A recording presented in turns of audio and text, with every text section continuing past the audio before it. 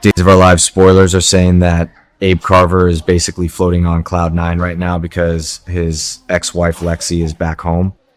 And honestly, who can blame the guy? It is a literal soap opera miracle. We all watched Lexie pass away back in 2012.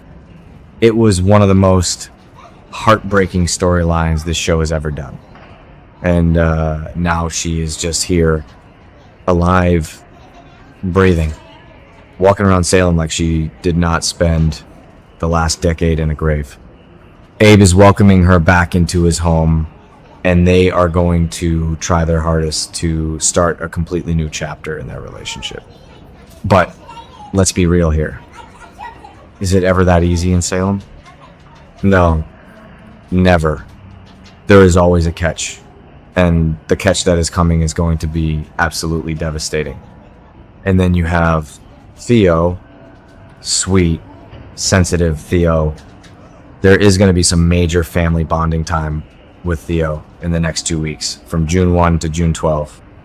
Abe is going to absolutely love having Lexie back in his life for Theo's sake alone. You guys remember how hard Theo took his mom's death. It completely shattered him. So seeing them sitting together in the living room, maybe having breakfast, just talking and being a family again is going to pull at every single one of your heartstrings. It is the reunion we have all been waiting for. But I cannot help but feel this creeping sense of absolute dread, because this is Days of Our Lives. They do not just give us happy, perfectly reunited families without pulling the rug out from under us. But wait, what about Paulina? Yeah, Abe is thrilled about Lexie being alive, but he is also heavily missing Paulina Price. And honestly, this is where I feel so incredibly bad for everyone involved. Paulina just stepped aside. She literally packed her bags and moved out to give Abe and Lexie the space they needed. That is some serious sacrifice.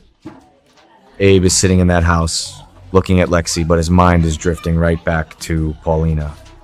He is worrying about how she is holding up. Is she crying? Is she lonely? Abe is a good man, maybe the best man in Salem. He cannot just turn off his feelings for his current wife just because his resurrected wife is suddenly back in the picture. It is a total mess. A beautiful, tragic, complicated mess. Plus, we have to remember what Paulina is dealing with right now on top of all of this. She is not just sitting in a hotel room crying over Abe. She is dealing with her own family crises, and Paulina is trying to be the strong mama bear while her own marriage is falling apart because of a literal resurrection. The fans on social media have been going wild over this dynamic. Everyone is so divided. Half the fans want Abe with Lexie because of the deep historical roots, and the other half want him with Paulina because she is his present and she fought so hard for him. I bounce back and forth every single day on who I want him to end up with. So, what does a guy do when he has 2 wives and his brain is melting from the stress? He goes to Marlena. Day spoilers say Abe is going to finally confide in Marlena Evans as he tries to work through everything he is feeling. I can just picture this scene perfectly. Abe sitting on that famous couch in Marlena's office, Marlena with her notepad, giving him that classic Marlena look of deep, professional empathy. Abe is going to pour his heart out. He loves Lexie. She is the mother of his child. But Paulina is his rock. Paulina was there for him through his amnesia, through the mayoral drama, through everything recently. How do you choose between a ghost from your past and the woman who holds your present together?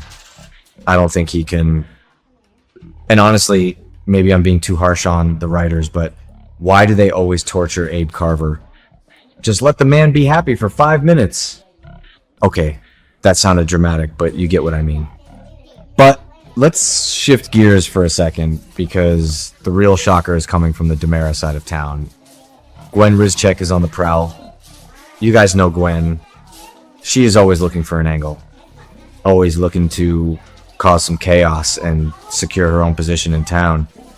Well, Gwen is planning to blow up EJ DiMera's dirty deals. She is digging into his business, and she might even expose the massive trouble ahead in Dr. Wilhelm Rolf's experiment. Gwen is sneaky. She knows EJ is hiding something massive regarding how he brought Lexie back to life. And honestly, I am kind of rooting for Gwen here. I know. I change my mind about her every single week. But EJ needs to be taken down a peg. He is so incredibly arrogant. He thinks he can just play God and get away with it without any consequences. EJ's been walking around Salem like he owns the place, acting like he is the second coming of Stefano DiMera. But at least when Stefano resurrected people, the science actually worked most of the time. EJ is out here rushing experimental drugs and playing with his own sister's life just to prove a point. Gwen sees right through him. She is going to dig her claws into this secret, and she is going to rip it wide open. I can completely see Gwen using this information to blackmail EJ or just ruin his life for the fun of it. She is chaotic like that, and right now EJ deserves a little bit of chaos for what he has done. And here is the massive jaw-dropping shock for the next 2 weeks. The thing that is going to change everything. Dr. Rolf makes a horrifying discovery in his lab. He finds out that one of the resurrected lab rats has died. Again, yes, you heard me right. The rat that was brought back to life using the serum and the Versavix combination has dropped dead. The cure is failing. The science is fundamentally flawed. When I read this spoiler, I literally gasped out loud at my screen. What were they thinking? Did EJ really not test this enough before shooting experimental drugs into his own sister's veins? Of course he didn't. Because EJ is all ego and no patience, he wanted a quick win, and now it is blowing up in his face. So EJ is going to find out about this dead rat, and he is going to absolutely panic. He is going to be terrified that Lexie might face a grim fate all over again. And he should be terrified. He played with nature. He messed with the delicate balance of life and death just to prove he could be the ultimate DiMera patriarch. And now the bill's coming due. I can just imagine EJ pacing around the DiMera mansion, sweating, yelling at Rolf. Fix it, Rolf. You have to fix it. But you cannot just fix death. Not permanently, it seems. The Versavix is wearing off, and the reality of what EJ's done is going to come crashing down on his head like a ton of bricks. And right on cue, the spoilers say Lexie's actually going to start having some worrying symptoms. This is the part that just breaks my heart into a million pieces. Imagine Lexie sitting at home with Abe and Theo, laughing, smiling, looking at old photos, and then suddenly a headache, a dizzy spell, a moment of physical weakness, the exact same terrifying things that happened before she died of that brain tumor in 2012. It is going to be a slow, agonizing realization for her. She is dying again. The miracle cure was just a temporary band-aid on a fatal wound. It is so incredibly tragic.